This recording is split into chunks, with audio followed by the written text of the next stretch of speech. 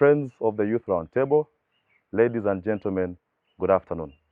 I take this opportunity to welcome each and every one of you and say thank you for taking the time to be part of us in today's conversation. Today, we shall have a conversation around two fronts. One is the state of corruption in Uganda and across. Two is the state of peace and security, both within Uganda and across the region. We all know that in 2003, the United Nations Convention Against Corruption was declared. What this meant that every 9th of December across the world is International Anti-Corruption Day. Uganda, being a signatory to the United Nations, equally took strides in respect to combating corruption. In 1988, Uganda enacted the Inspectorate of Government, which is today headed by the IGG. We went ahead in 2009 to enact the Anti-Corruption Act, which is in our constitution. In the year 2018, the president launched the State House Anti-Corruption Unit. All these efforts have been geared towards combating corruption and its negative effects within Uganda. So this, by all its means, is a very sensitive and timely conversation that we must have, more so at a time when statistics show that Uganda loses 2 trillion every financial year to corruption. And to join me in this conversation this afternoon is a team of distinguished young ladies and gentlemen that I now take the singular opportunity to introduce. To my extreme right is Comrade Douglas Onen. Douglas is a student of law at the Ugandan Christian University. Douglas, you're welcome. Thank you very much. Thank you. Right next to Douglas is my good friend and comrade, Comrade Yvonne Mpambara. Comrade Yvonne is a lawyer and a co-founder at the African Youth Caucus, which is a United Nations Harvard model, as far as I understand. It's also an NGO that is at the forefront of championing youth participation in international relations and diplomacy. Yvonne, you're welcome. Thank you. Nothing else to say? No, I'm glad to be on this platform. Thank you. Then next to Comrade Yvonne is my good friend, Mr. Abraham Machar. Abraham is equally a lawyer and he works with Kur and Company advocates, and his areas of interest are around human rights, justice, among other things. He is also a member of the South Sudan National Youth Council. He has a plethora of titles, but for now, let me just put it at that. You're welcome, Mr. Machar. Thank you very much. Thank you. Anything to say to the viewers? Of course, I have nothing to say. I'm glad to be here. Thank you. Maybe just to expound on the background of Comrade Machar. He was born in a refugee camp in Ethiopia, but he was raised in Uganda. Yes. But he's a South Sudanese by nationality. Exactly. You have such a multinational, diverse background. We are happy to have you, sir. Thank you so much. Thank you. Then, of course, next to him is my former boss, the former vice president of the Chambogo University Students Guild, and my former boss as vice president of Uganda National Students Association. She is also a member of the National Youth Council of Uganda, representing the female voices of Ibanda district. The name is Hellen Ninsiima. Hellen, you're welcome. Thank you. Thank you for hosting me, and good afternoon, viewers. Thank you. You've heard at least a snippet of their voices. Now we look forward to hearing the conversation that we're going to have in our first phase, which is around corruption. And I'll begin with you, Comrade Machar. Yes, whereas Uganda did commemorate the International Day Against Corruption, what was the story in South Sudan? Did you equally commemorate this day, and what were the key points to take home from the day? First of all, I want to thank you, my brother, for having me on the space, and to my colleagues who have joined today in the discussion. Talking about corruption in Africa is one important topic that cut across, and everyone would want to engage and speak about. Although sometimes delegates speaking about corruption and as a young person, yeah. And it is very important. And when I say as a young person, you understand. The question you've asked me, yes, my country, South Sudan, is it's not different from any other country when it comes to things to do with corruptions any other aspect that or anything that affects African countries, whether in the region or beyond. And so, yes, we did. Our country also commemorated the corruption, the fight against corruption. And I would want to, first of all, thank the African Union for sitting down in 2003 and coming up with a convention to preventing and combating corruption, which I know about 44 African countries rectified the convention. And probably that is to fight against the corruption. So in my country, we did commemorate the day. And of course, it is about advocacy and calling for the institutions of government, non-governmental organization, and individuals to not embrace corruption and to find a way of making sure institutions are not so embarked into corruption. And of course, we have the Anti-Corruption Commission in my country, as it exists in other African countries, of which I may call it as a mirror anyway, because I've not seen them one time bringing a particular person to court, a particular official or institution or that. So maybe they have not found one, and that would say if my country is not corrupt. I'll leave that to the viewers to judge that. But of course, my country is not different from any other African country that is suffering and affected by the corruption, the rampant corruption that is growing up with individuals and institutions as well. Thank you very much. Thank you very much, Comrade David. My good friend Yvonne, Sorry. you lead an organization that is at the forefront of championing youth or young people's participation in international relations and diplomacy at large. He has brought in a very important aspect about the African Union. And we have seen, for example, the United Nations run campaigns like Your No Counts. From that perspective, what do you have to say about corruption, both in Uganda but also at a global scale? Well, first of all, I'll start by saying that good governance is guaranteed under our constitution. So that means that even within its bounds, it's a legal issue on top of, like, on any other given day. Our constitution provides for civil and political rights on a given day. And I know that Uganda has ratified a lot of international treaties, a lot of conventions, and that, you know, this is a promise that is geared towards promoting good governance on at the end of the day. As a civil society actor, I am also protected under the law by the constitution itself.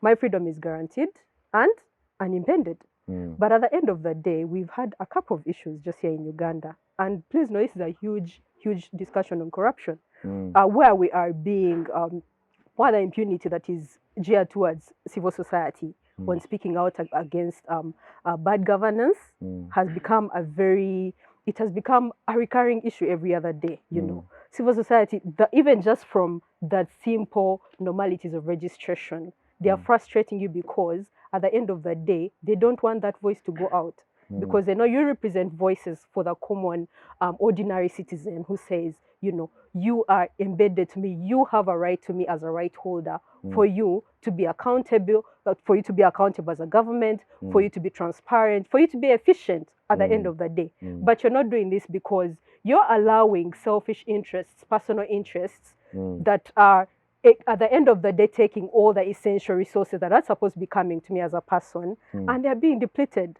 And at the end of the day, I have no answers as an ordinary citizen. So a lot of the impunity that is happening to our civil society, for example, right now, is that you don't have that voice to represent what the common people are saying, because we know civil society has done a very tremendous job in terms of raising voices of the common people, the ordinary citizen. But we are not hearing it anymore. Why? Because they are suppressing them, because they know at the end of the day, if you're constantly putting these issues out there, that, you know, these issues are going wrong, that there's corruption, you're taking resources for private and personal gain at the end of the day, you're not bringing the services closer to the people that you swore a solemn promise to safeguard, to lead at the end of the day, but everything is being taken for for personal gain. So at the end of the day, we are seeing that we have to sit down and talk about this as a huge issue. I think most times it has just become passive, that, you know, hey, this country is corrupt, people move on, you know. A certain amount of money has disappeared, people move on. But why are we moving on?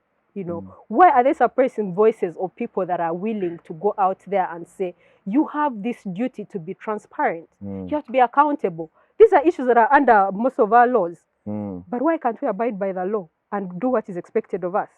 Yeah. That just impunity that does not allow you to politically participate in that kind of accountability is very problematic. And so in terms of civil society, I think we've all been seeing news. It is a big issue right now. We cannot speak out properly without someone out of the blue entering your office right now, that gate, and they enter and steal your things because they're trying to see, what is this person talking about? Do they actually have our information on how we store 100 goats and we said we used 100 billion to buy them and etc.? You know, it becomes a huge problem if you can't respect the rights of even the actors you're supposed to be working with to make sure that you're ensuring very transparent and accountable processes. Thank you very much, Comrade Yvonne. And I'll come to you, Onen. Yvonne has brought a very good angle to this discussion, that at the core of good governance comes aspects or principles like transparency, principles like accountability, principles like human rights, amongst other things. And as a legal scholar, as a law student, I have to put this to you because it looks like corruption can even impede access to justice. So from that legal perspective, what background do you have to offer to this conversation as you offer us your perspective? Well, thank you very much for hosting me. First and foremost, allow me to say that Ms. Yvonne brought out a very good issue, crucial on issue of civic space and civic engagement. Legally speaking, our constitution under Article 38 provides for civic responsibility, whereby we as citizens, we have the right and mandate to participate into the activities of our country. And still, speaking from the perspective of the law under Article 20 provides that fundamental human rights, where it looks at the social contract. As a society, we have a social contract. The government has the responsibility of giving us the information we need, and we as the citizens also have the responsibility of giving to the government what they need. That is in form of taxes. And in an event whereby there is a social contract theory going on, whereby they give us information, we also give them back information. Now, there is a relationship there that has to be respected. But in an event whereby this responsibility is put on a standstill and we see a plethora of issues of corruption arising. Now, from the perspective of justice, if justice is not being offered the way it's supposed to be offered, because we have seen corruption taking its place into the justice sector, then definitely that is not justice. Justice where you find that, under the Constitution, we have the judicial independence. And documents or written documents for the law under the judiciary, you find that judges are supposed to be independent, judges are supposed to be impartial, but in a circumstance whereby we are seeing bribery as a form of corruption taking its place into the justice sector, then definitely justice isn't served, because the independence of the judiciary will first of all be infringed, and the independence of those individuals in terms of passing out judgment will also definitely be affected. So in an event whereby we see corruption paving its way into the judiciary, then definitely the matter of justice is one that is greatly affected. Thank you very much. I think that's a good way to put it. And coming to you, Hellen, our good friend Onen seems to suggest that, of course, I'll borrow the notes of Kenneth Waltz, who, of course, attempted to narrate to us the state and the people's, kind of relationship. And I think I've attempted to bring it clearly to us. Hellen, Comrade Onen seems to suggest that the state and the people must have a harmonious relationship. The people must religiously contribute to that by paying their taxes, but the government also has a role to play in terms of meeting that end of the bargain. Comrade Yvonne spoke about the participation of, for example, institutions. For example, you can look at the National Youth Council. What participation can such institutions have in terms of accountability or in terms of enforcing transparency? You're in the National Youth Council, which is an act of parliament. And I believe you have a mandate, or you owe your people a responsibility in terms of ensuring that the taxpayers' money is used in the most transparent manner. From that perspective of the National Youth Council, or from where you're seated, maybe as an entrepreneur who pays taxes, what is your stand? What do you think about the state of corruption in Uganda and where does it leave us as young people? Thank you for hosting me.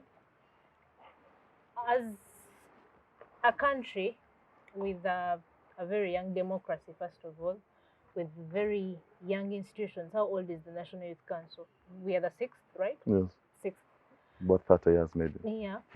But you can see that within just that period of time that we have been given to, let's say, the youth to take charge, a lot of corruption has happened regardless. But anyway, as an entrepreneur and as an individual, I'll do my best, let's say, to pay taxes. Yes, my company will pay taxes. As an individual, I'll pay taxes, but because as an individual, I own a TIN, my company owns a TIN number. Then I go to National Youth Council. You'll find that almost everyone in there that owns a small business, because as youth, of course, you can't say that they are rich.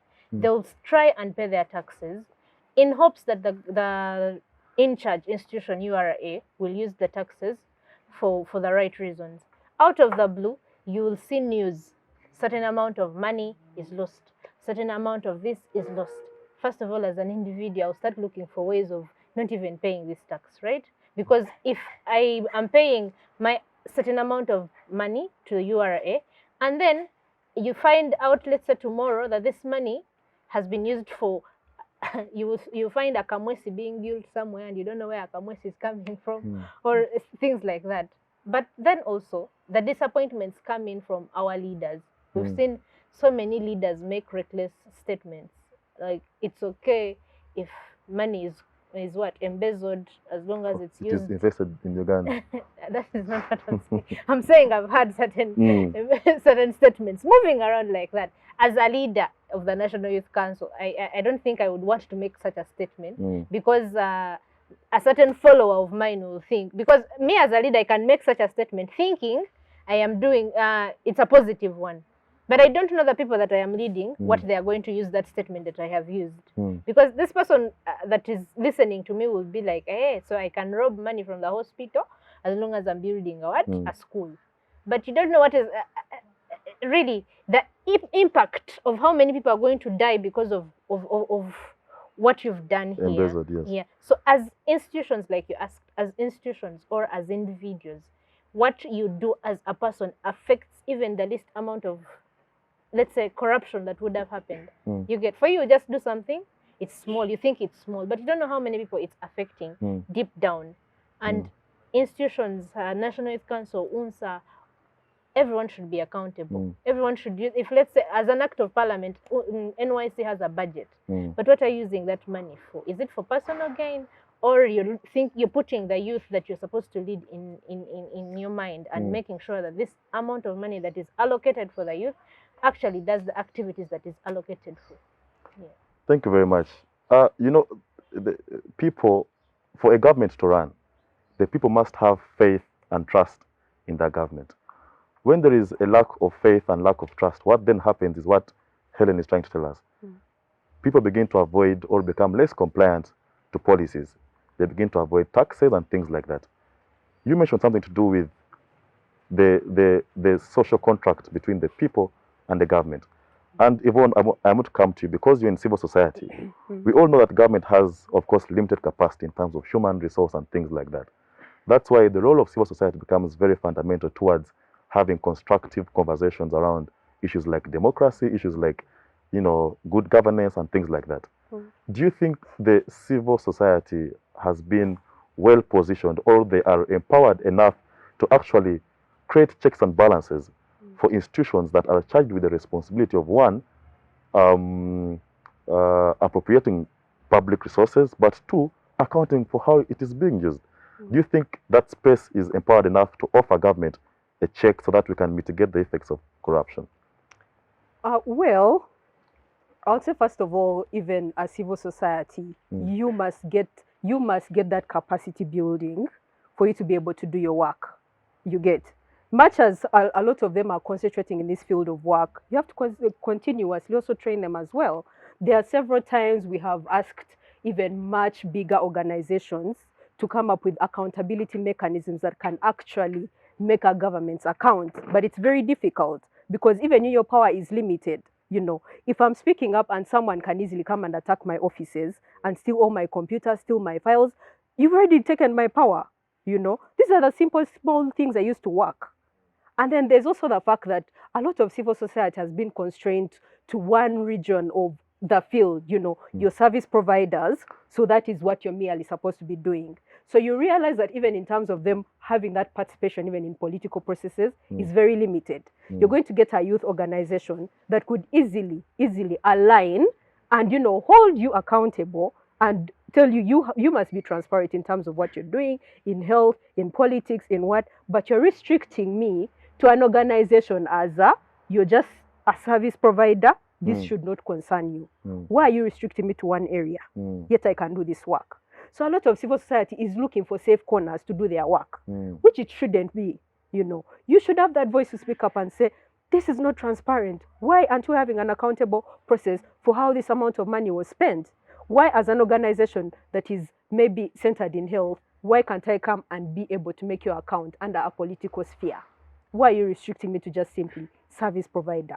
So it ends up creating a whole level of restrictions. It ends up creating a whole level of insecurity, conflict. You know, we've been discussing this a little earlier before we started the show, the correlation between conflict and actual corruption. Corruption actually incites conflict, you know. Why are you making me unsafe in an environment where I should be doing my work? Why are you attacking my offices because I have told you to account for something that should be obvious to the ordinary citizen?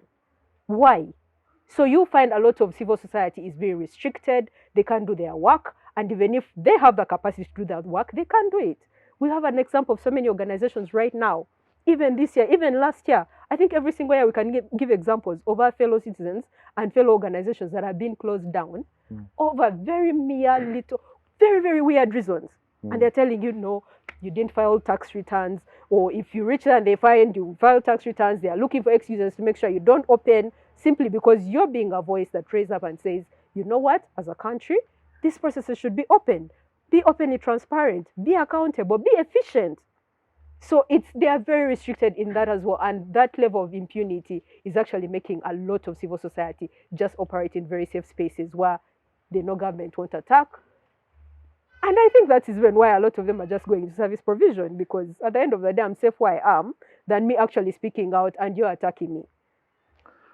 Thank you, my good friend Yvonne. I'll come to you, Comrade David.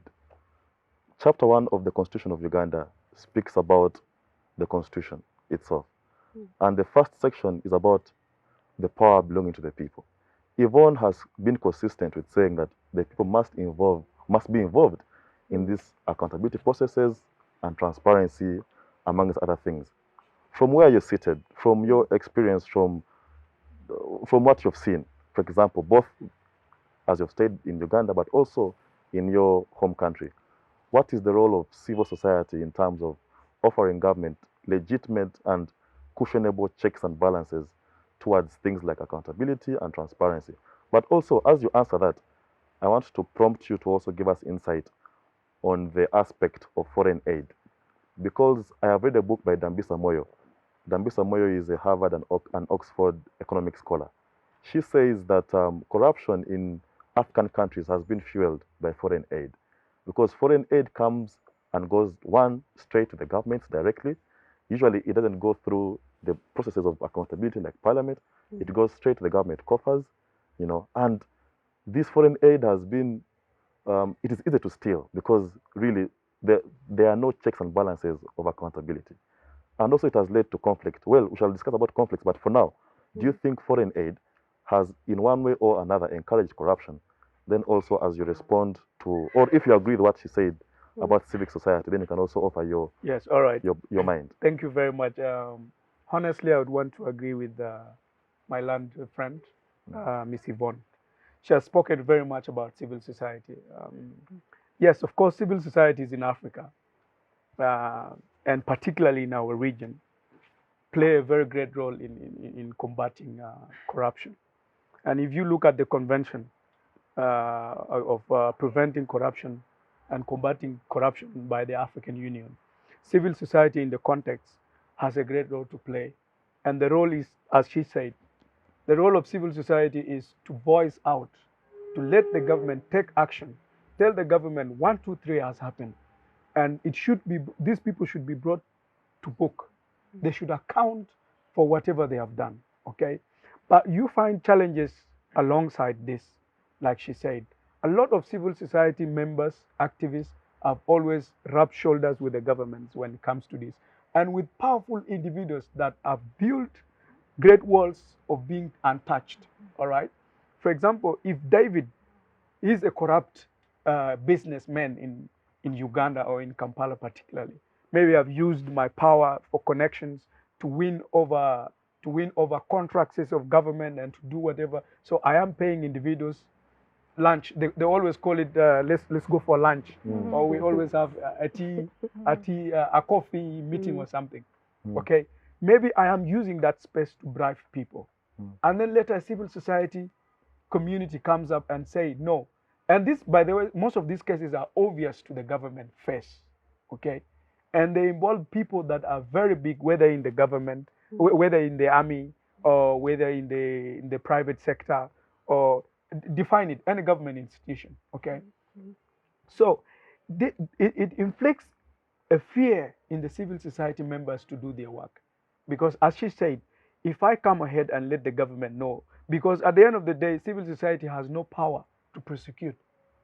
We are not, civil society is not given that power to prosecute people. But their work is to let the government know, to bring to the attention of the government what is in place, and to act as the voice of the citizens, of the normal citizens, and few people who could not get access to come and ask the government and say, no, 1, 2, 3 is happening. I'm not saying citizens have no right to come forward to their governments, but I think civil society act in the middle to let the government aware and checks and balance on the government work.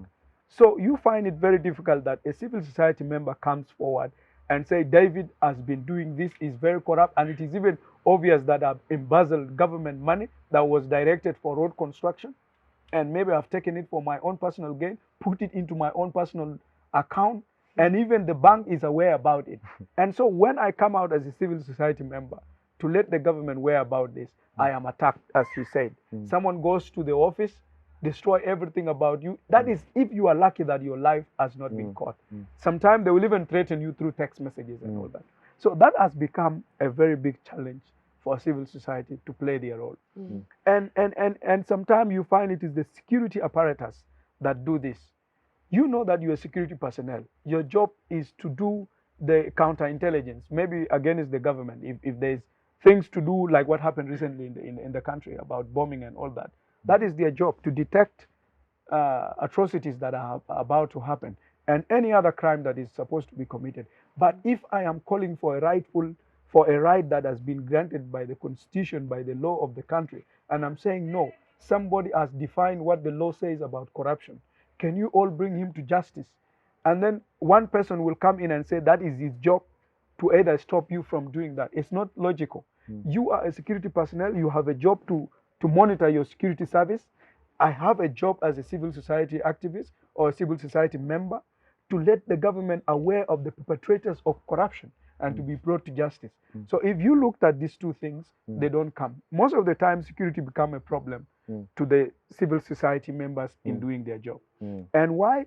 Is either they are protecting their bosses who have dipped their hands or their foots into corruption. And removing that becomes a very big challenge.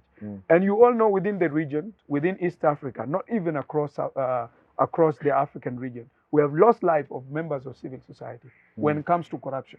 And a lot of them have gotten into bigger problems than what one person would have done. I come as an individual to call for the right of the people, but you are using your state powers on me as an individual and forgetting that the powers that you have derive from the people. And that now brings me back to Article 2 of the Ugandan Constitution that talks about the right of the people, the law belonging to the people, and people having the supreme power of the law. Okay? And therefore, it becomes quite difficult for people to do their job in civil society. Coming to the aspect of foreign aid. Of the foreign aid, it is indeed, we all know in Africa that we are so dependent on foreign aid. It is very shaming that we all say Africa is a rich continent, Africa as 1, 2, 3. Yes, we are very rich, but we depend on foreign aid so much. Speaking about my country, we always have foreign aid in my country that comes in. For example, in COVID-19, we depend on foreign aid. When it comes to famine, people depend on foreign aid. That South Sudan is not examined from that. What other African countries are experiencing. Yes. So foreign aids come with things string attached. It was recently when I was in Ghana attending the Young African Leaders Summit. I had just left Uganda because I connected from Uganda to Ghana on the 20th of November. And then as I was there, it went on social media that Entebbe International Airport has been taken over by the Chinese. And I had just left. I'm like, okay, how true is this? I wanted to screen it and find out how exact true this is. I even saw a post that is running about the rebranding of, they call it Entebbe International China Airport or something. I don't even remember it. So people were saying the reason is that there are debts the government of Uganda has not paid, or there's 1, 2, 3, or like that. Fine. That is exactly what is happening across Africa, in other African countries. So we go and take these debts and go and take these loans for the projects that would benefit the citizens within the country. I'm not saying there's no need for loans. Yes, we could get those loans and then put infrastructure development, construct roads, put hospitals, and put exactly what is supposed to be the right of the people. But the worst thing is that it is brought and then it ends up in the banks. Misused. The banks become beneficiaries, goes into individual accounts and moves around like that. And so that makes it very difficult for the young generation, or let me not even say young generation, for the next government that comes in to come and pay all those taxes. But if these grants are coming in a better way and channeled to help our people in Africa, we would not have any problem. But the problem is that they are coming into individuals' accounts. Thank you very much. Hellen, I want to come to you next. Comrade Yvonne has a background of international relations and diplomacy. Equally, my comrade here seems to be well-traveled and he knows how to use his words carefully. But I've noticed that they are trying to say something about, for example, the ruling party of Uganda. You belong to the NRM political party. Whereas I might not put you at the forefront to answer most of these allegations, as a young person in a ruling political party, do you at times sit down as NRM youth to have conversations around what the party that you're in, which is a ruling party, is doing, what the Yvonnes are accusing you of doing, clamping down on the civic society space, issues to do with the untouchables? Because one of you said that corruption has become obvious, that we know the people who are corrupt, but we simply have no political will. You're in a ruling party. Does your youth league have these conversations occasionally? And if so, do you ever put them to the powers that be and say, you guys, I think corruption is bad and we must end corruption. We must say no to corruption? Thank you. I think, unfortunately, corruption, the effects of corruption don't know your party, don't know where you belong. Like if someone is corrupt, the effects will come down to anyone, whether you're yellow, blue, or green. So of course, as the youth of the ruling party, as the youth, we've discussed this, we've sat down and discussed this. But one of the responsibilities as the youth that we've had is to make sure that the people we put in offices, you've known them. Don't just, someone is coming with a lot of money and just because they belong to the NRM government, where you belong, you're supposed to vote them. No. As the youth that are looking at a better future for the country, regardless of whether yellow or blue or green, you have to sit and look and they're like, okay, this person I'm putting in, for example, the National Youth Council, we have the Office of the Legal Affairs. So you could see that when people were voting, they weren't just looking at just a mere person just because they're from the NRM. We have the Office of the Finance. People looked and you could see that the person they're thinking about, the values they're giving you, are like, yeah, this person will not eat our money. Why is it that they're having that eat our money? It's because of the effects of corruption that we've had. Like, you're going for finance. the office of the finance. Won't you eat our money? So that fear alone is enough to show that yes, we are in the ruling government, but we still have, we know the effects of corruption. We're not blind to these effects. We're not blind to what happens when someone is corrupt. And we've tried our best to put these people in office. Now, it's upon the leaders that have given these offices. It's their mandate to either ashame us, disappoint us, or actually prove that the reasons we put them in office, they're doing them. And it also goes back to us. I could not be on the national level, but where I am I doing the right thing? Yes. Am I being corrupt or not corrupt? We usually put the burden on the people. You were the second in command in terms of student leadership. Yes. So at some point you've been at the helm of leadership of this country. Yeah. Well, while you were there, did you have these conversations? Yes, we did on so many occasions, because as Uganda National Students Association, you're handling money from students. Yes. Every student pays 2,000 shillings to the UNSA account. What does that mean? That means a lot of money from students, and you're supposed to account for it. And that is why we have the Secretary for Finance, but also checks and balances within the institutions. Like, how are you using the money? How are you paying your allowances? How much are you paying? Is your allowance? Because in government institutions, these are the checks and balances that are supposed to be happening. Make sure that the personal gain, the illicit enrichment of individuals is not superseding the common goal. The common goal. You will find that you have an institution, people are looking at how much are we receiving in allowances before you even know how much is going to, let's say, medical kits. So I think it all goes down to individuals and which people you're putting in these positions of power. Yeah. Thank you very much. Let me go to my good friend, Comrade Onen. Yes. Comrade Onen, Kenya, for example, has endeavored or has tried to be as transparent as possible in terms of appointing the leadership of their country. For example, the appointment of the Chief Justice of Kenya involves the participation of the ordinary Kenyan, the wananchi. The case in Uganda is that there is a committee of parliament that sits in a closed door and vets cabinet ministers. Ministers who preside over taxpayers' money, the billions of shillings that parliament appropriates to the different sectors.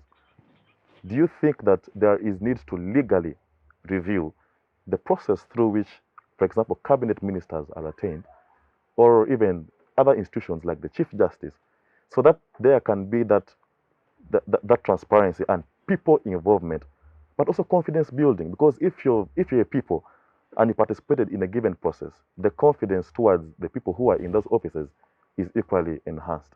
So do you think there is need for a legal review in terms of how our leadership is attained, making it more transparent and having people involved? Well, I would start first and foremost by saying that some positions are technical that do not need everyone to get involved in putting people in those offices. Now, those cabinet ministers that you're talking about, the cabinet ministers are appointed oftentimes by the office of the president.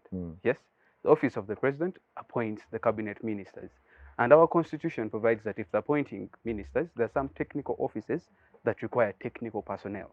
So you wouldn't opt for, let's say, if you're putting someone in the office of, let's say, the office of the finance, you are to appoint someone who doesn't have any history of any financial studies.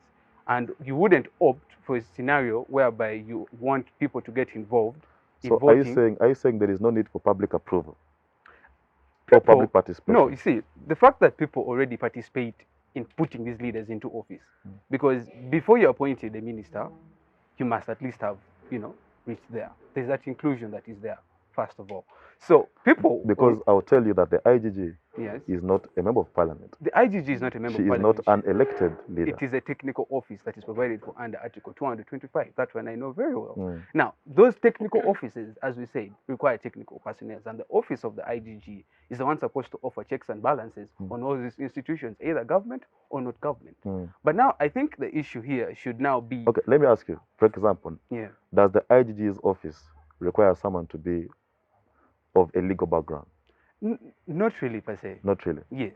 The office of the IGG doesn't require you to have a legal background. But it must be someone who has been in the police for a very long time. Yes. And it's not like I'm taking over from him. I would want to add something. Coming to what you ask him, I think Parliament always vet people. The law provides for that in this country.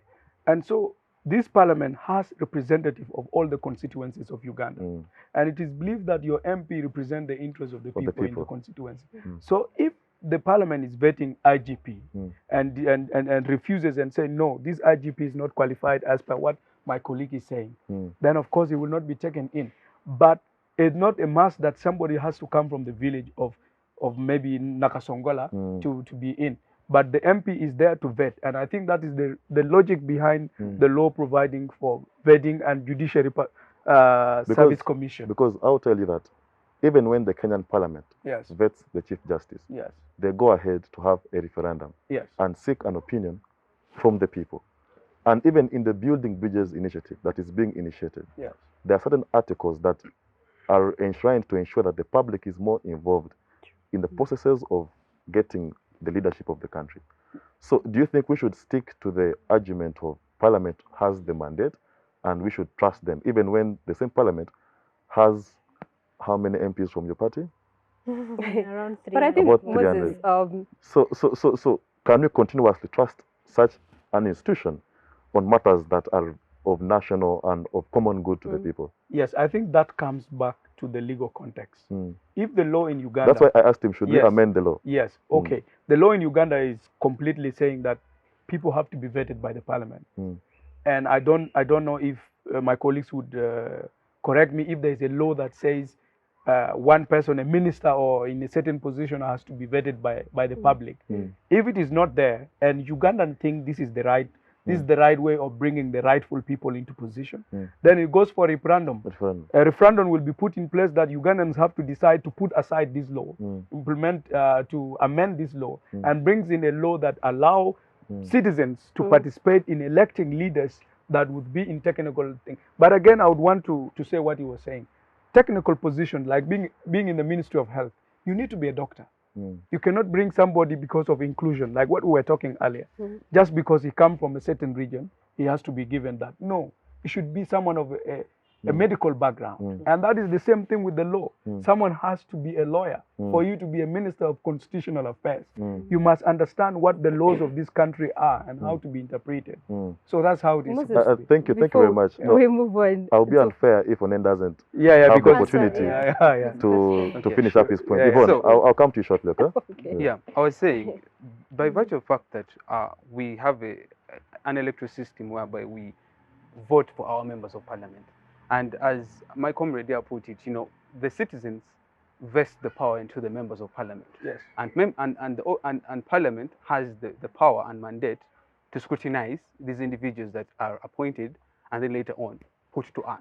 So if at all the inclusion that you're fighting for, or maybe the law reform that you're opting for, I think Uganda is at a position whereby what we have is okay, though it may have its issues at hand, but the inclusion is already there because people vote for these members of parliament from their various localities, and these members of parliament now present the views of their people because that one MP represents 1,000 people in their localities. That's true. So the issue of inclusion is settled. So I reckon that the law in Kenya is the way it is because that is what they opt for. The system that we opt for is one that we are going with. So I think there's no need for any reform. The fact that there's already inclusion, I think the issue that would be, do we have maybe effective representation? We could be having representation, yes. But now the question of effective representation is the one that would come in, which I think that's the place that is lacking. And I also think if we can trust our MPs to pass laws that will govern us for 100 years, we can trust them to choose a person that will govern an office for 5 years. Really. Yes, of course. Wow. Okay. Yvonne, he says there is no need for reforms. What are you saying? As a person who has studied law, one, I'm going to comment on the complexities of legal reforms and of policies in general. If you have a good governance structure, it should be fluid and flexible enough for you to constantly approve the people. To go to your people and ask, what is it? Because these are the rights holders, right? Why are these systems in place? But then when serve a right holder, but right? then when MPs were being given money to purchase cars so that they can be effective in terms of consulting the people, you said, exactly. Please. People are never consulted. People can give you good feedback. But every single thing we want to run to a complexity. And we've seen how often a lot of governments have misused the law. So at times, why can't we go outside the ambits of the complexities of the law and say, you know what, as a good leader, let me require from the people that are meant to serve what they think about this position. Yes, you're saying that an IGG should be a certain way, but what do your people think about the people that you're trying to elect to the position? What do they think? So meaning, for these MPs to be effective, we agree that they must have efficiency to be able to move to the constituencies and back. I think what when MPs were being awarded 200 million to purchase vehicles that are efficient in terms of movement, Ugandans said, but what is this? So you want MPs to be efficient in terms of consultation. But when money is being given for them to purchase these vehicles, you're saying, why are they buying vehicles? So I do not think that is what I was saying. I was talking about one, because we have been discussing the efficiency of inclusion, right? Yes. And I'm telling you. And she said, leaders must be efficient. Yes. Well, you can be efficient. And that is, by the way, you should always consult the people that you're trying to represent. You know, if you only act as an individual, or if you only act as yourselves in parliament and you say, okay, let's make decisions because we are together as a cocoon, and you don't consider the person you're meant to serve and represent, you're already going offside. And I think that's why we're having a lot of issues even right now. Everyone is just serving personal interests. They've forgotten what took them there. They've forgotten why these offices exist. Why do these offices exist? Do they exist for you to move around in very lavish cars? You go, you get 200 million, you buy yourself a house. We don't even know by the most times what even ends up in that money, because before we know it, these guys are so rich, we don't know what's going on. So thank you, Yvonne. Yvonne speaks with a lot of passion and enthusiasm. You seem to be itching. There's something that about is something. itching Just me. in 1 minute. You know, it's not about efficiency just. It's about these MPs understanding that it is their mandate and a role to play. Because once you are in parliament, you are just not there by yourself. You have to get back to your constituency and let them know what is it being discussed in parliament, what bill is there, and what are who is to be vetted, like what she says. Tell them that there is David, who is currently proposed to be the IGP, and his qualifications are like this. And I think I am going to stand with him. Make a small kind of a feedback from them. So what council is saying is really true. It's true. But do they do it? And now coming to my perspective in my country, our parliament has not existed for the last 3 years because of the war. You guys all know about that. And there was a lot of appointment of position. People have, because the leadership has to continue. South Sudan has 5 vice presidents. And we have 5 vice presidents. That's another thing. We will talk about that later. And that is the reason why we are at peace now.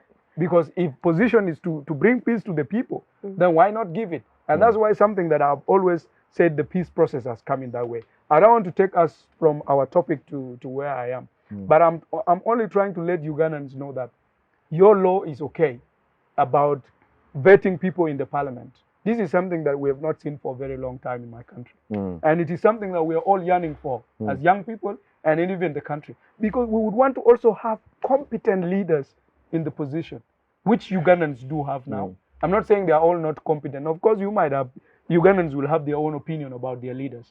But I think the reason as to why people are vetted in parliament is to get a qualified person, somebody with experience, someone with a vision, somebody with efficiency in implementing the policies of the government. Wow, thank you very much, Comrade David. With what I picked so far is that the constitution is okay. What is lacking is the spirit of constitutionalism. And now I'll go to you as we wind up this conversation. Do you think that tokenism, for example, is an example or is a form of corruption? That if tomorrow you are appointed to become RDC, and yet earlier on you are a big critic of the government, and then you are appointed to become RDC, can we look at that as a form of corruption? So you answer that and also give us the comment that you wanted to make earlier on. Well, being a critique of the government and then you're awarded the position, definitely I think it comes with an idea of they've seen something in you that a spirit that you're trying to front something, right, in society. So it isn't corruption. So it's not corruption. If you are fighting for the people and then they see that spirit in you and they award you with that position. It's lobby. It is. That is not lobby. It is not corruption. For me personally, I think if, let's say today, Douglas, I am against the government and I make very many comments about the government, And then maybe the National Youth Council sees and then gives in a good word. And then they're like, Recommendation. okay, and they recommend. Now, my whole point of this is, I think in the end, tokenism will actually be corruption. That's all I'm trying to front. The idea of us trying to award, trying to award someone for something, it's still corruption, because the definition of corruption goes to a wide context.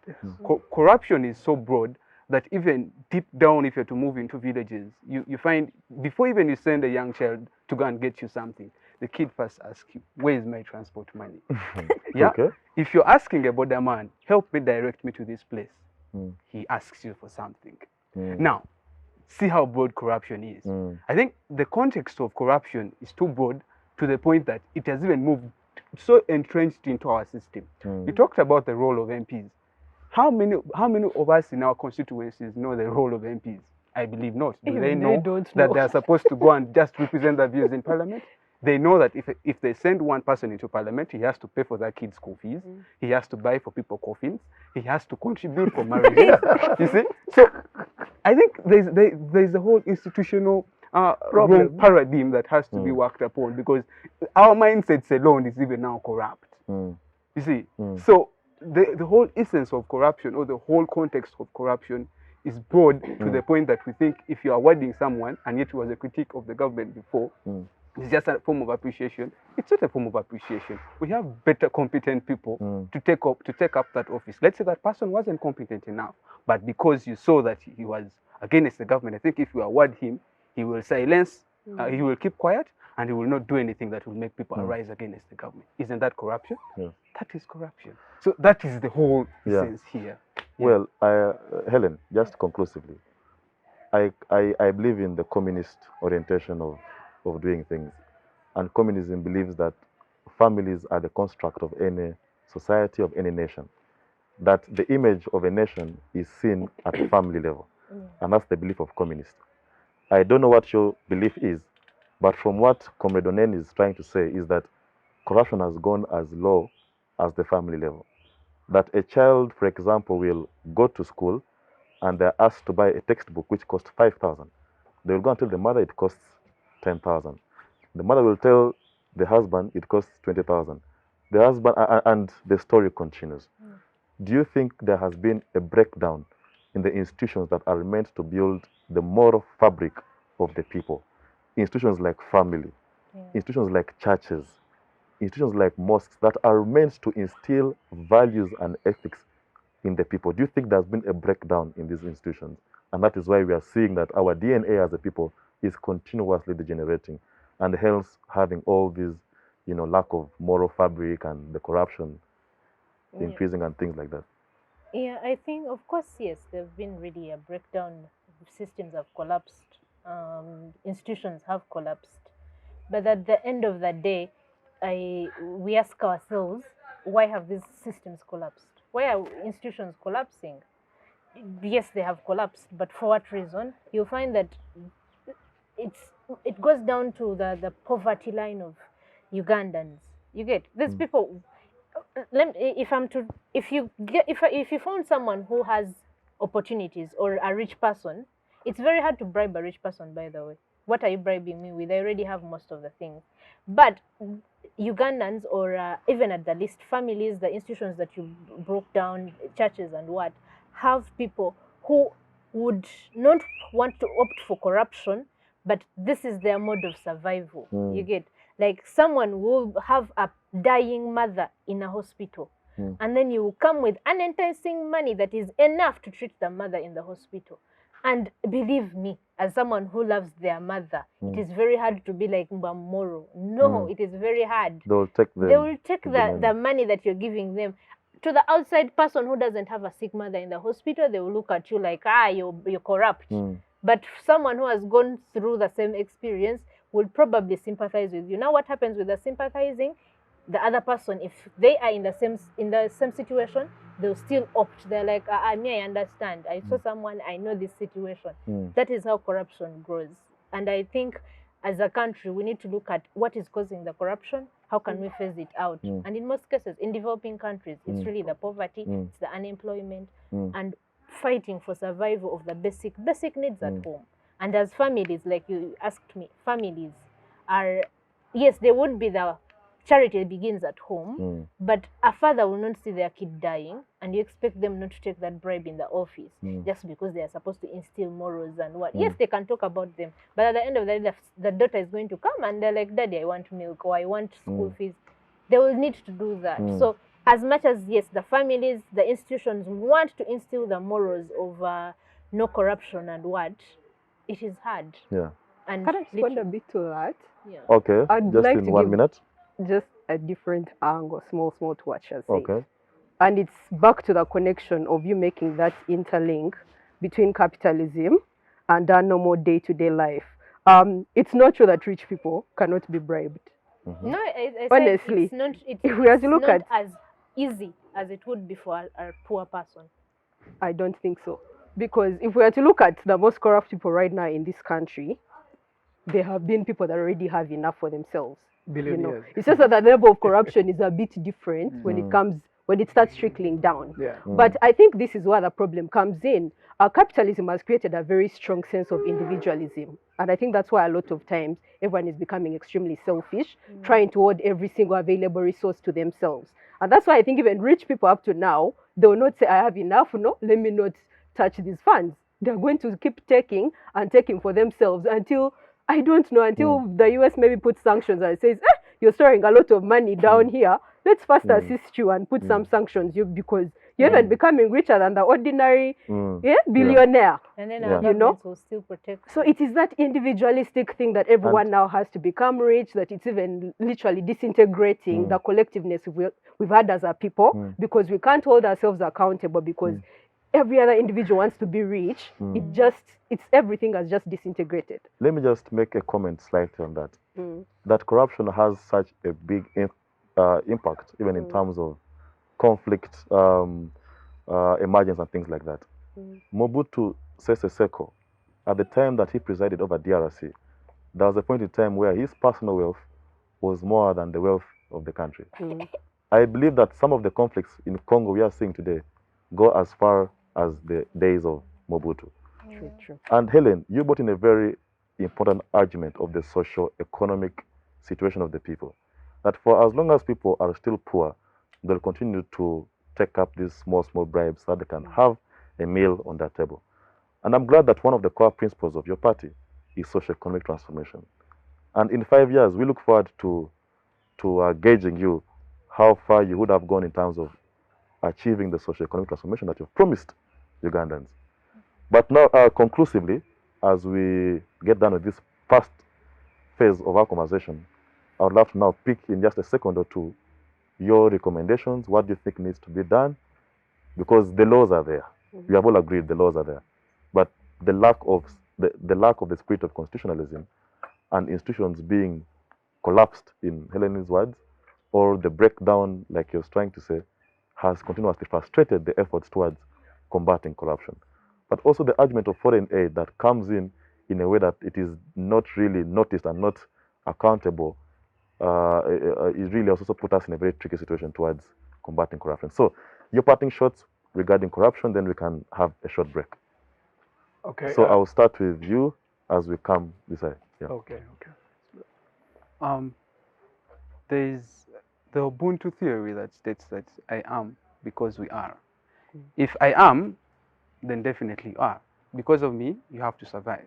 And if that theory trickles down to one individual of I am because I am, then definitely we shall see a plethora of corruption that is definitely going on right now, because everyone wants to be them because they're them and only look at themselves. But if at all we are to look at a scenario whereby you look at yourself, but also look at other people, then we shall progress. Now, my way forward to fostering a way of putting down corruption, I would opt for an idea, because among the causes of corruption we have seen the size and structures of government. We have seen there are very many causes, but I'll first start with the size and structure of government. We have a very, very wide structure and size of government. We cannot have an institution like Parliament having over 500 something MPs. Just 1 second. Can I request you to make a comment about what the IGG is proposing to perform lifestyle audits on public servants. I think it would be only fair that I also get your views, because the president was clear and he said that tread carefully with this lifestyle audit proposal. So what do you think about that? It had almost skipped my mind, but I think just as you conclude, give me your view about lifestyle audits. Okay. Is it a viable means of combating corruption? Okay. So I was still saying, now the Just idea, as you conclude, use 1 minute. As I conclude, the idea that the IGG proposed is I would say it's a good one. Uganda, we have very good laws written, but now the issue comes in the implementation. If they can implement it, well and good, but if they can put it on paper and keep it there, then definitely it won't do no good. How they've come up with very good innovations, very good policies, but the issue comes in implementation. If we implement our laws, if we put our laws into good use, then definitely we shall see we shall see a trickle down effect on corruption. So my issue is, let's implement the laws. Let us bring back the theory of Ubuntu into us, because we're Africans. We have to look at ourselves and look at the people around us, not only on ourselves. Thank you, Comrade Onen. So Yvonne, your proposals and your comment about lifestyle audit. One, I'd propose that we need to institutionalize cooperation, especially of the independent institutions that are meant to fight corruption. A lot of times we've infiltrated into their work, you know. If the Auditor General, if the Inspectorate of Government, we have the Equal Opportunities Commission, even the Uganda Human Rights Commission, all these institutions are there to make sure that there are processes, that there are accountability mechanisms to how we account to the public. So if we can institutionalize that cooperation, I think we'll be able to do work that is a bit more transparent. And honestly, it will be harder for you to try and pull down a whole group of people that are fighting one thing than you constantly filtrating into one. You're in the office of the Auditor General, you're telling him a different thing, because they're all uncoordinated at the end of the day. So we need to make sure they are cooperating with each other. If you know civil society plays a key role in how they do some of this work. Let them all cooperate together and make sure that they're creating the necessary pressure to make sure that you account to the public. And of course, I would think for the lifetime audit, it is a good idea. Sorry, lifestyle audit. It's a good idea. It's a good idea, because I feel like a lot of times, even when people have left these offices, they are free to go, because maybe when they're in these offices, they have that immunity that protects them because they know they are untouchable. But how can we make sure that even when they've left offices, they are still accountable at the end of the day? Even if you're 90 and you've lived your life to whatever extreme, how can we make sure that at your 90 years, you're still accountable to the people that you caused great harm because at that particular time you are being selfish, Comrade Ayuel, Machar. Well, mine is strictly going to the institutions that implement laws in our country and in our countries. Things to do with judiciary. Let all the governments empower judiciary officers, because if judges are getting low salaries than expected, of course, expect a judge at any time a case is brought before him for corruption and this person is having over millions of dollars, he can easily infiltrate and run away with that. Secondly, I would want to recommend institutions like commissions like the anti-corruption commissions. Let them not be appointed by government officials. And this one goes straight to my country. This is an opportunity for me to speak. Because if you appoint a chairperson of anti-corruption, how are you sure someone that you appointed by yourself is coming to come and assess you or even investigate? You are literally his boss. How dare you bite the hand that feeds you? Exactly. This is the hand that feeds you that you cannot cut it off.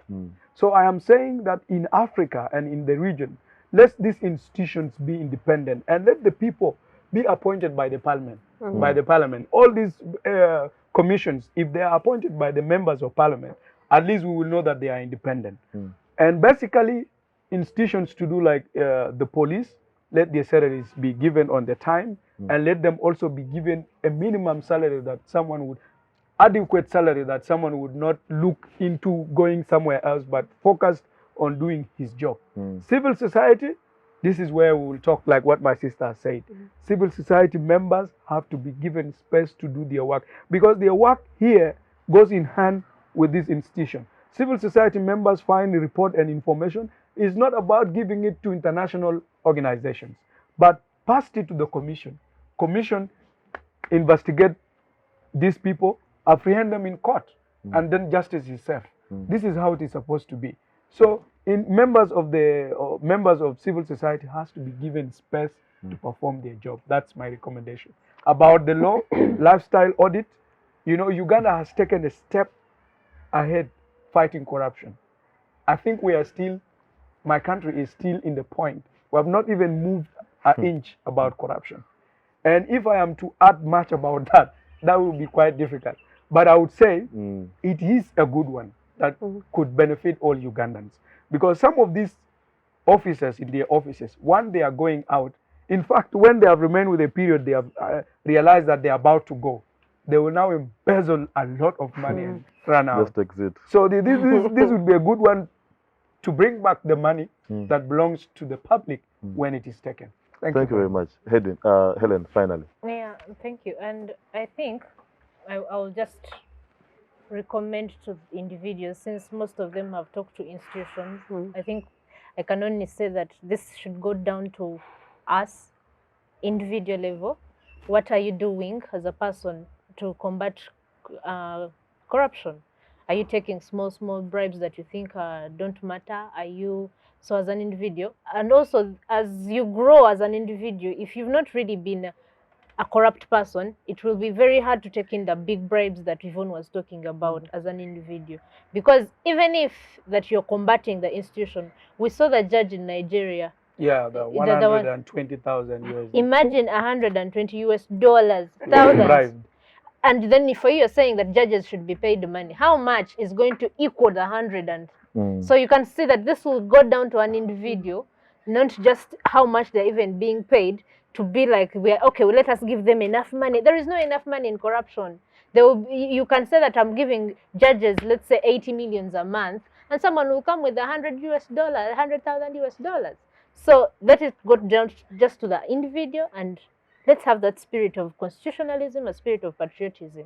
And also the lifestyle audit. Yeah, it would be good that we have a lifestyle audit.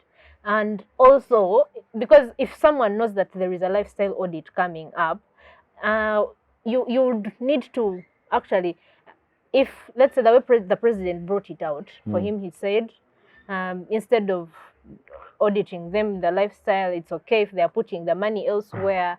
Because what that means is that if, Hellen, you're holding public office, they can even audit your siblings. Yes. Is your daughter posting pictures on Instagram when she's on Miami Beach, Maldives? That is what it means. Yes, so it won't be about you who can hide your life and audit, but even your siblings, your family members. Yeah. And according to the president, he said that would be okay if the money is being spent here. But what the president doesn't know is his officials are not spending this money here. Okay. Here. So, okay. Thank you very much. I believe this whole conversation, because of how sensitive and how important it is, it can take us the whole day. But unfortunately, our time is fast spent. So to our viewers, you've heard from our distinguished panel. They have said it all. I won't add anything else except to say you all have a role to play towards combating corruption. It begins with you before it goes to the national or even global level. Play your part. Your no counts. Say no to corruption. We must live in a corruption-free society. Thank you very much for being part of this conversation.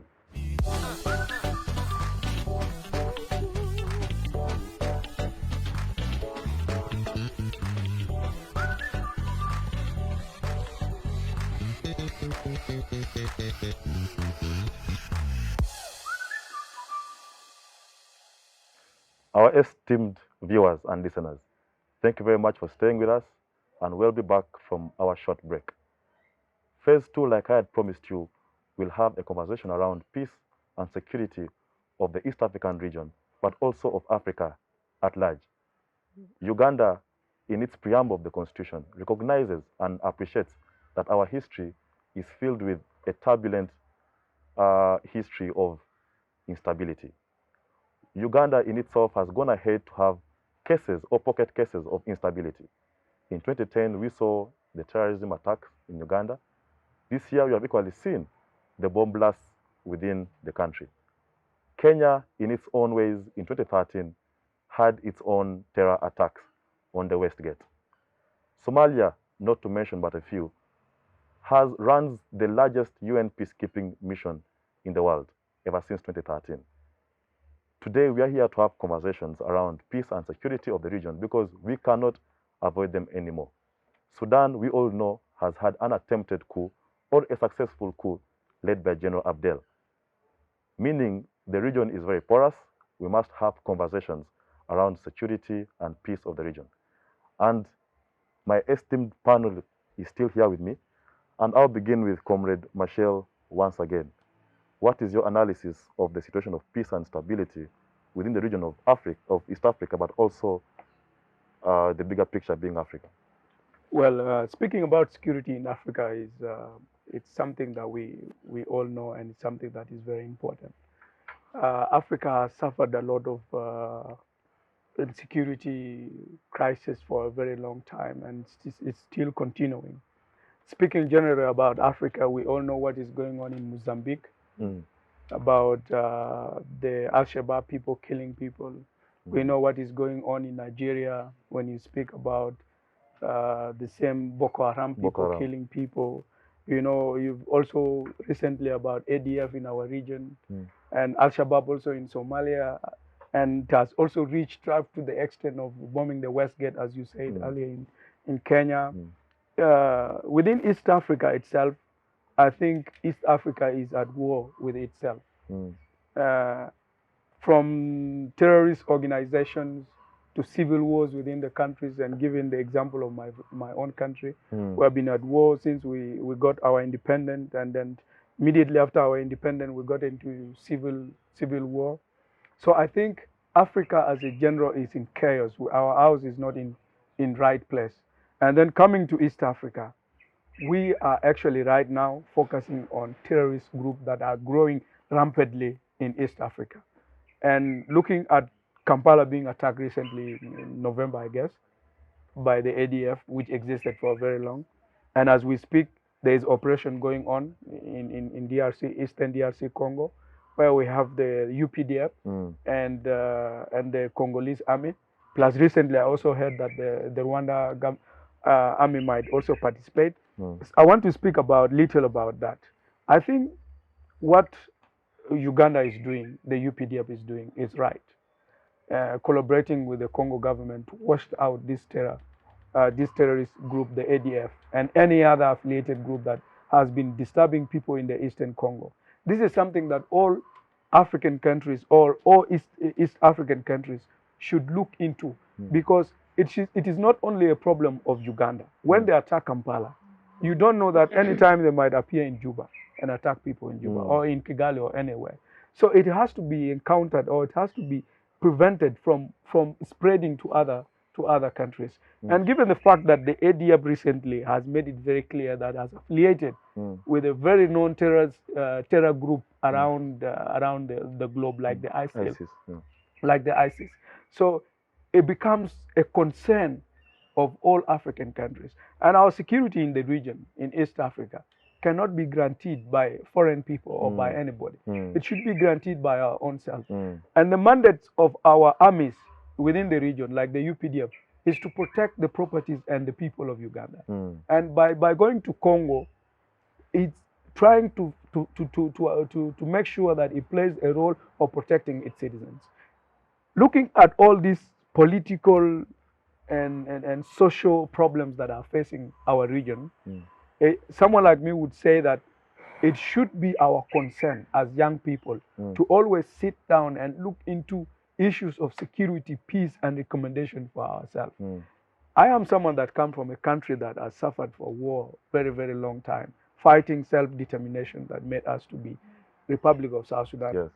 And then again, getting back to fighting our own self recently.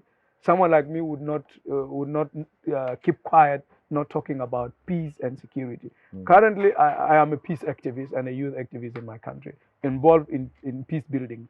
And so it is a collective responsibility of young people to take concern about things that affect our security in the region. And to be very concerned is not about saying, okay, there's war in South Sudan, I'm not going there. But you as a Ugandan, if my country is at war, it should be your concern.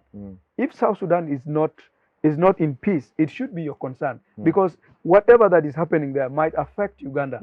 You well know that Uganda, my country, is right now a home, or let me say a market for Ugandan products and any other country, given the fact that we're a landlocked country. So it's the same thing with Congo and any other African country in the region. So it should be our concern, if a country is at problem, can we take it as our responsibility to bring that solution to that very problem? Thank you for that very in-depth background. I'll come to you, my comrade and good friend Yvonne. Eastern Congo, precisely Kivu, seems to be under the siege and dominance by the ADF. Comrade Machar brings in a very important argument, and I want to relate it to what Woodrow Wilson, as USA President in 1918, introduced, what he called the collective security. And the idea was that how can we, as all the Western powers, the Western countries, come together to work towards a common security agenda. Of course, this was informed by the continuous turbulence, the First World War, the Second World War, the Peloponnesian Wars, among other instabilities that was happening in the Western world. So they agreed that there was need to work together towards a collective security agenda. And that is what Comrade Machar is trying to advance. Do you think that countries like Kenya, countries like Tanzania have been reluctant towards committing towards the fight against the ADF? First of all, I would speak not as an authority. I wouldn't say I'm an authority. I would speak as an ordinary citizen. Sometimes we have certain concerns about why we are maybe getting engaged in some of these things. I think if we have been following social media, we've seen people actually asking these questions, that at the end of the day, is it viable? Is it something that is inevitable? Is it something that is necessary?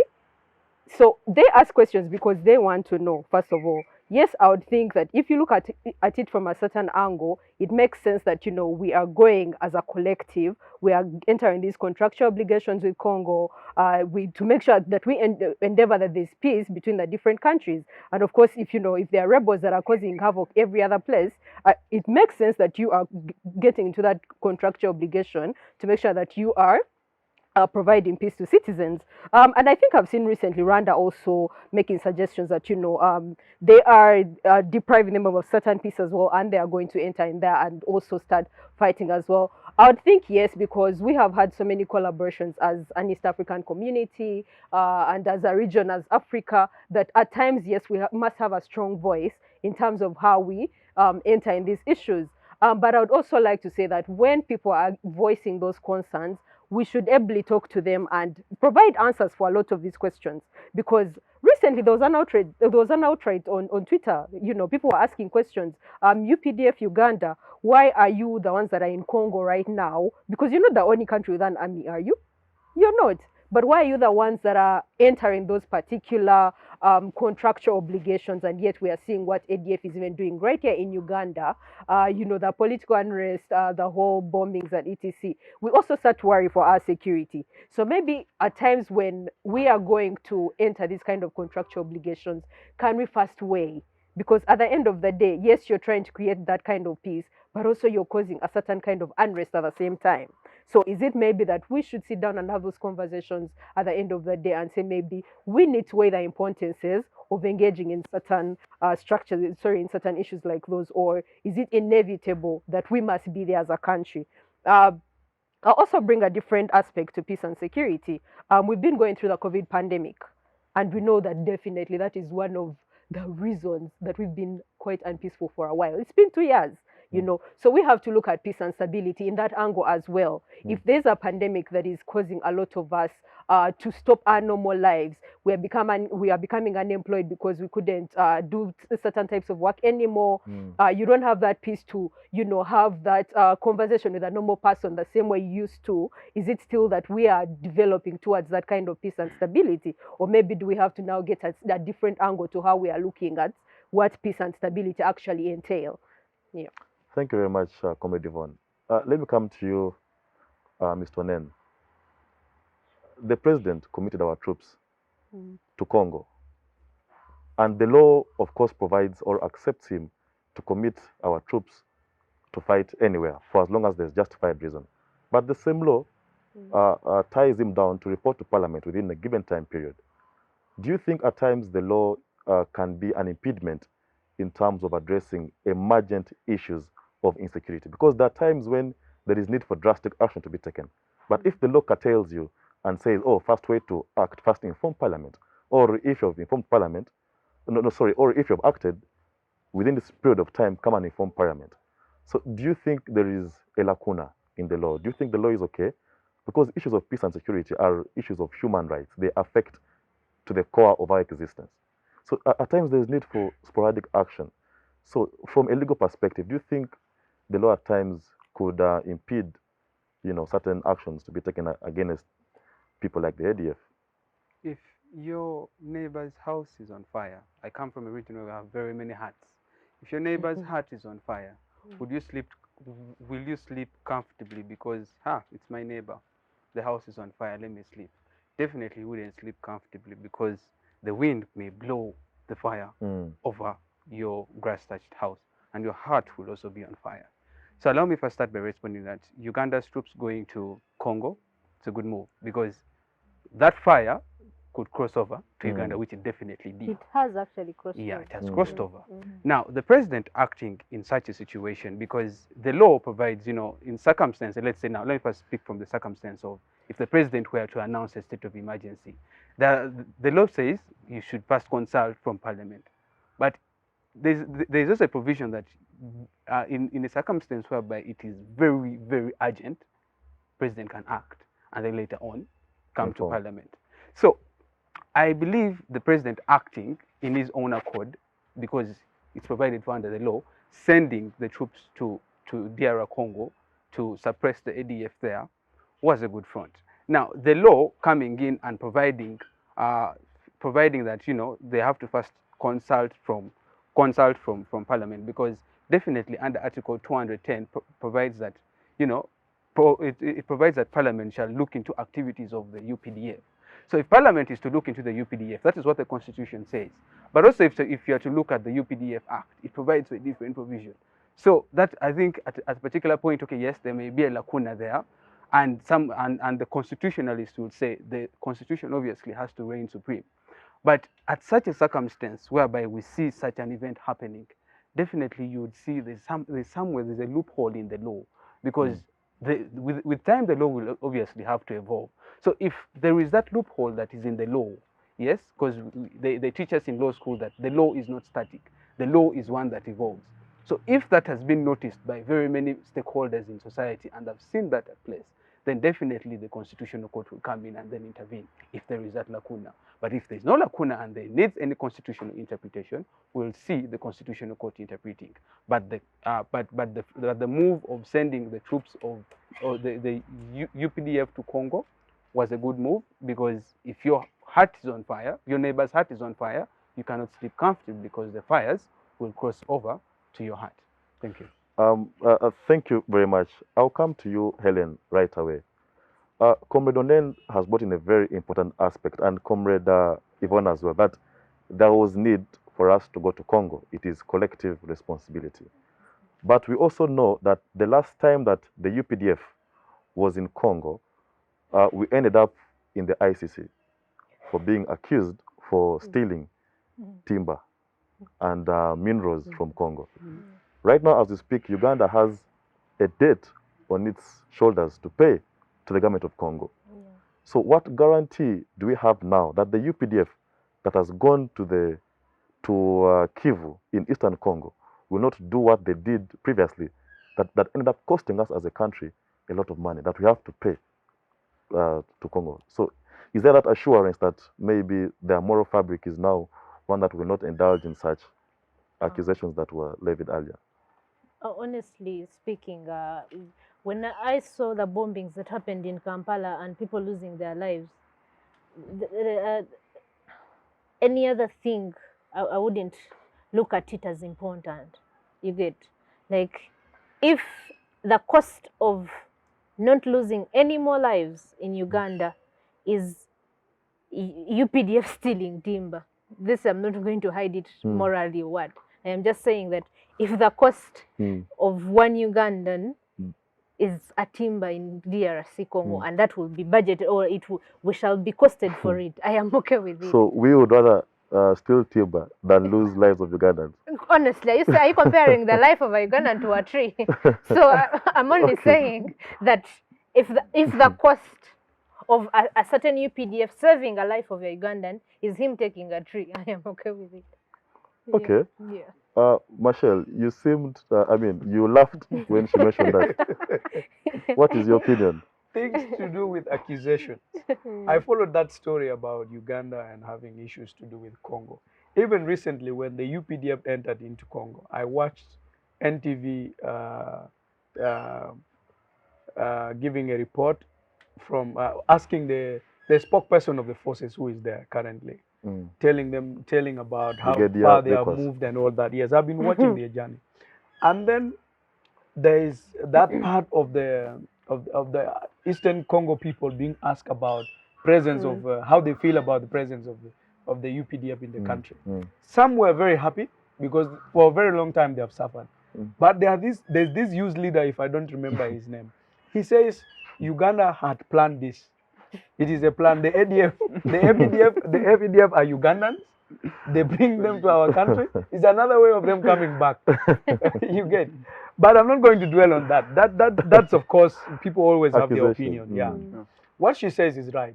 Ugandan lives is very important. And I think there's always a bilateral agreement and conversation between governments. And that's what Uganda government did. UPDF entered into a conversation with the Congo, because even the Congo government has failed to combat these people for very long. So they have to come in to protect the right of the citizens. And that's why I was saying before, these other neighboring countries, including my country, we should not just leave Uganda and Congo to deal with ADF, because they will still run away to these countries. I remember very well Joseph Kony running to our country and started terrorizing people there for a very long time. How sure are we that the ADF, when they run from, because now they are being combated, when they run from there, they might also enter into our bushes. So it means Uganda, Tanzania, Kenya, South Sudan, Central Africa, plus Burundi, Rwanda, they have all to get alert and combat these people, because they have become connected to the ISIL. And you know what it means. So it becomes a concern, not only to Ugandan people. So I think Ugandans should allow UPDF to enter. Speaking about what he said, the law always has rules. There's always a general rule and an exception to that. So if the president has to act on something that is urgent, it is by law that is given the right to do that. Then he comes back and tells the parliament of Uganda, look guys, I had to do this, because even the bombings were happening in your presence. I understand that it was next to Parliament Avenue, was it? Yes. So it was something even close to the parliament. I'm sure members of the parliament will understand that. Thank you very much. Let me just go to Comrade Onen. Onen, Hedley Bull, who is a scholar of political science, will tell you that at times people must give up, or must be willing to give up their civil rights for the state to offer them protection. Hellen's comments seem to have sparked up a very important conversation, and I'll give a chance to make a comment to what she has said, but try to relate it to the people of Congo fighting for their right to own resources like timber at the expense of the lives of innocent Ugandans and also innocent people who are staying in Eastern Congo. So do you think the argument of our rights to natural resources like our timber should be advanced at the expense of the lives of innocent Ugandans and people of Congo? Well, the government has a responsibility of protecting its citizens in circumstances of security and peace. That is impeded in our constitution, and I believe in other laws as well.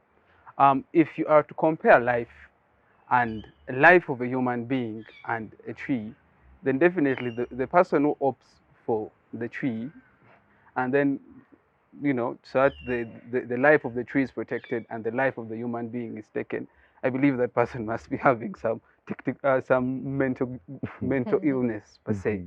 If some section of people in Congo argue that the UPDF there are there for their trees, and yet they're actually protecting their lives of the people in Eastern Congo, yeah, if they're arguing that they're here for that reason, yet the people of ADF are also killing them as well, then definitely that is a flawed reasoning, because they are protecting their lives as well. And in an event, we saw what happened. 2 bombings occurred this particular year. One in that pork joint at Digida. Digida, and the other next to Parliamentary Avenue. Then the Swift bus. Yes. Now, the government has a responsibility, as we said, to protect the rights of the citizens, and that includes the right to life. Yes, that is enshrined in our constitution. If the government is protecting the rights to life of the citizens, if it means sending its troops to DR Congo to suppress that group that is infringing the right to life of its citizens, then so be it. Because you cannot take away the life of citizens in your country at the expense of a tree. And yet these individuals will still be in position to plant more trees than the ones that they are doing for. So you cannot, it doesn't relate. Thank you, Comrade Onen. Let me just give Yvonne a minute. I would say that that statement in particular was symbolic. We all know the atrocities of conflict, and I think we are facing a couple of ICC reactions, because on top of everything that happens in every other conflict-related situation, women are getting raped. It's not just about stealing resources, by the way. Yes. So citizens, even there in Congo, are worried that is this going to be another situation that creates this kind of conflict where the normal human rights abuses are also being abused at the end of the day. I think we've even been seeing UN itself being questioned, when they say that a couple of their officers, sometimes even during those conflict-related situations, are abusing and participating in human rights violations. So I don't think that statement in itself is just a statement saying you're here to steal trees and resources. It's a symbolic umbrella of these are going to be human rights violations. Women are going to be raped, kids are being trafficked, you're stealing resources. They also have a right to actually question you and say, it's going to be another situation. It's not the first time they have been at war. Even us, it's not the first time. And we all know what happens during a war. We all know what happens during conflict, So it is them being concerned that is this where we're going to see another situation where you're putting us back to where we were literally in a whole state of zone where our human rights were being violated. So it's not just that one tree. It's just a symbol of Machar, you've heard from our 2 colleagues that at times conflict gives an opportunity for another conflict to arise, or for human rights to be abused, amongst other, things. What's your take about that? What I want to say is that in as much as UPDF is going to protect the life of Ugandans and Congo people, they have a role to play. They are entering into a country that has its own supremacy, a sovereign nation by itself, and that has the laws that are governing it. That means that there's an obligation on the UPDF and the government of Uganda to only stand to what they are going to do, not deviate from protecting the right of citizens. And that obligation has to be only combating the ADF. And so the officers that are doing that job there must know that they are representing Uganda. And so if there are any allegations that come up later of raping the Congolese women, and maybe taking the natural resources of Congo and all that, that becomes another conflict, as he says. That becomes a different thing. So it is upon the government of Uganda to make sure that the officers that are on the ground command the other junior officers and make sure that the goals and objectives of their operation is attained, not to deviate from that to any other thing. Deviating from that will have repercussions on the international law. Also, Congo will have its right to say, yes, Uganda has deviated from what brought them here. So that is the whole thing. The whole thing is that we must respect the rights of the host community or the citizens that there. I was happy when I saw the commander speaking that the people in the ground are friendly with us. We're getting the information of the ADF about us. They had even challenges of bringing their machineries to make the roads so that they can easily access the operation centers. That is fine. But you find when you live there for a very long time, if they have crashed the ADF, can they be able to move back to Uganda? Or how long are they going to stay there to counterattack ADF? The problem becomes when you are going for a mission and you deviate from your mission to do any other thing. Congo is a very rich country in Africa that has all the eyes on it. And so I'm not trying to say Uganda might be having its interest. No, Uganda is going, the UPDF are going there to protect their rights. But individuals have their own thing. So it is upon the commander that is commanding the UPDF right now to do the right thing as a professional soldier. But if he deviates, we in the region will say, no, Uganda has done it in a very bad way. And of course, Uganda will face the repercussions of that by law. Thank you very much. And I want to believe that the MOU that was signed between the two Chief of Defense Forces, General Mbadi on our side and the General in Congo, was meant to mitigate such things from happening.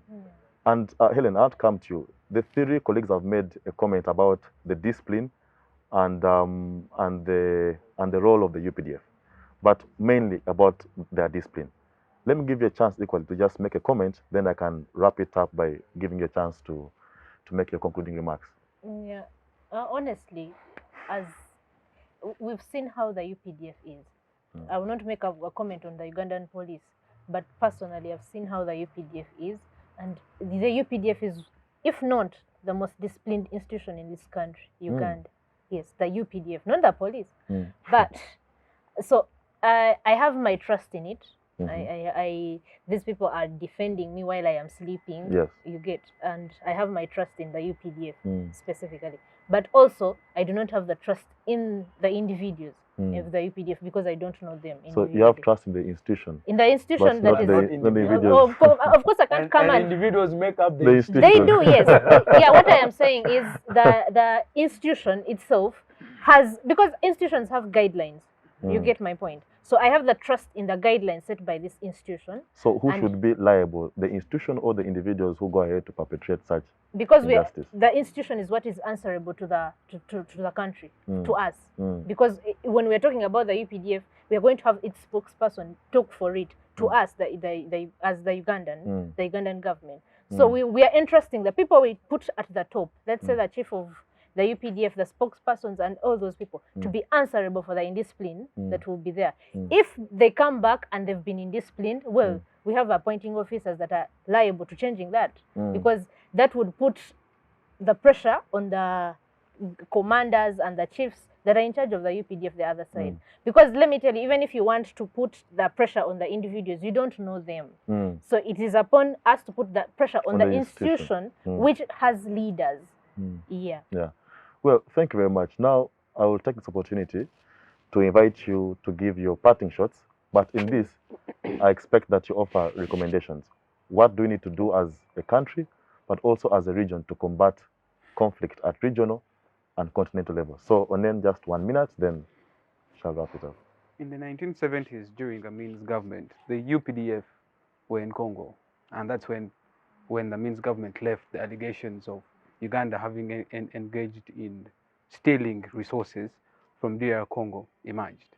And now, its troops are in Congo. I reckon that the same arguments don't arise because the purpose and the essence of the UPDF going into DR Congo is to deal with the ADF and nothing more than that. So I believe, and as Ms. Hellen put it, let's trust the institution. And if the institution diverges from its main mission or its main purpose, then definitely they will be held vicariously liable.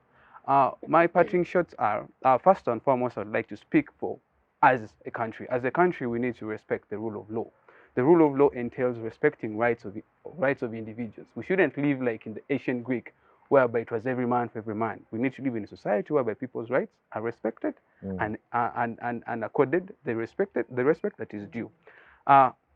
Lastly, I would say that regionally, as a bloc, we need to come up and do away with this threat that is upon all of us. Because, as I said, if your neighbor's heart is on fire, you can't sleep comfortably because the winds can blow that fire onto your heart, and your heart will also catch fire. So definitely, as a bloc, we need to come up together and then front these particular rebel groups that are trying to bring insecurity into the region. And as a continent, I would say that as Africa as a whole, we need to unite and see that we have peace in our various countries, peace in the continent, because historically speaking, we are one continent that has had a plethora of conflicts that arise. Thank you very much. Yes, Yvonne. I would like to say that we have to recognize the role that a lot of actors have to play in terms of peace and stability. I know Uganda's vision towards 2040 is for good governance, peace, stability, and of course capable leadership and etc. So if we recognize the role of women, if we recognize the role of young people, we've seen what youth are capable of doing if you don't actually actively engage them in issues like this. They can be quite unruly. And yet this is energy that you should be collecting together to make sure that it's, being Channeled. channeled into the right direction. You don't want to be in these situations of discussions of peace and conflict, but at no given time are you engaging young people that are always at the forefront of any uprising, because we know they're unemployed, they're what? So why don't you gather all this energy and you're making sure that you're channeling it towards the right direction? And of course, the role of women. I don't know how many times they've been sidelined in terms of the role that they play in peace and security, and what happens to them during conflict situations. We must always, put them at the forefront so that their voices are heard first of all, and then at the end of the day, we know that they have a very key role to play in terms of how a lot of situations play out. In terms of the crisis that is going on, I upload what is happening, and I hope it turns out for the better, what UPDF is doing in Congo. I hope it turns out, for the betterment of the East African region, because we don't want to live in countries where we're scared of, living peacefully. So I would say that at the end of the day, we all have an individual role to play. We are all accountable, not just Ugandans, because we are UPDF coming from Uganda, but even those citizens in Congo, you're accountable to them because they're not isolated. It's one region. We are all East Africans. So we have a role to play towards each other, towards protecting even the rights of women in Congo, towards protecting the children, towards, protecting even the minerals in Congo. Because if you're causing disruption in one region, at the end of the day, like he said, the fire is going to cross over to yours. What happens when they discover now that Uganda has oil in Kasese? They're going to come and also fetch you at a certain point. So we all have a role to play at the end of the day. Yeah. Thank you very much, Comrade Machar. All right. Thank you very much. I think security issues have to connect with poverty in Africa. And talking about that, I would want to ask our governments to make sure my recommendation is to make sure that they work in line of creating investments and industry that would create jobs for young people. Because I believe young people are also a threat to the security. This ADF of today is recruiting young people that don't have jobs, that are idle. And the same any other radical organization or things to do with jihadism and any other terrorist organization focus on young people that are literally not having jobs. They look at people that are idle and then grab them, and then they become a very big obstacle to our peace in the region. So I am focusing on our countries, on our governments, to take it from now that employment for young people is very critical, because when you leave these people idle, their mind becomes a workshop of the devil, as we all know. And that is how to keep them. Again, to our young people, I would want to urge each and all of us from our various countries that be security conscious by your own self and be a proud citizen to your country. How do you become a proud citizen to your country? By doing the rightful thing and being a law-obedient citizen to your very country. By doing that, you are able to protect the right of the other person. You are not becoming a criminal, because once you enter into the criminal act, you automatically you are inflicting somebody's right. Okay, so that is my recommendation to young people. Me personally, my experience when it comes to things to do with peace, stability, and security, coming from a background of a country that has embarked in war for a very long time, I've witnessed how bad it is for a country to be in chaos and in all that. And any other country in Africa must have seen that. So peace becomes very vigilant to all of us. And my advice to young people is that become a peace actor in your country, become an ambassador for peace, because if you live in peace and harmony, you are able to achieve your dreams. A lot of young people in my country are not able to achieve their dreams now just because they have been in chaos. There is no environment for them to do that. But if you are living in a country like Uganda that has been peaceful, you are able to do 1, 2, 3 at your age, and you are able to invest in business and do that. But if you are living in a chaotic country, it becomes worse. So why am I saying that? Ugandan politics should not go deep into tribes and into that, because that's what has affected my country. I'm speaking at the perspective of that. That has recently affected Ethiopia. If you've heard of the TLA rebels fighting the government, And it can happen with any other country around East African region. And it is young people who become catalysts in this chaos and conflict. Sometimes we are used by the politicians to fight and to cause chaos and insecurity in our own countries. So we must be very vigilant and do what is right for our own self and for our families, for our country. Thank you very much. Thank you very much, Comrade Machar. Yes, Comrade Hellen. Maybe conclusively, as individuals, of course, we need to, a recommendation, first of all, to the government is a high investment in human intelligence. It's one of the greatest forms of security and combating different forms of conflicts. And as a country, I think we are still lagging behind. This is a form that has been used by most of the successful countries. As a government, it should, trust its human intelligence and try using it. But also on individual level, to be alert. We've been given phone numbers to call just in case of anything. Let us help our country. Don't ask what your country has done for you. Ask what you've done for your country as an individual to keep the peace, to avoid the conflicts yourself, and also to think beyond, let's say, political parties. Think beyond, because most of people look at, let's say, ADF attacking, and you're like, how these ones will help us remove, let's say, the ruling government. But you don't know how many lives are being lost. You don't even know when your own life will be lost at what particular moment. So we need to see ourselves beyond the politics, beyond the who is rich, who is poor, but also focus on the threat that is in front of us right now. Yeah. Thank you very much, our panelists. I must say you've been a distinguished panel. I'm sure the viewers have learned a lot from you people. To our viewers, we would like to say thank you for tuning in. Thank you for always being part of this conversation. And thank you for being friends and lovers of the Youth Roundtable. To the producers, you have always been an amazing team. Thank you for doing the good job. You have heard what they've said. Security must be done at an individual level. You have a role to play to be vigilant. You have a role to play to be cautious of your environment. You have a role to play towards contributing towards national, regional, and continental security. It starts with you. Thank you very much. Until next week, same time, same day. See you. Bye-bye.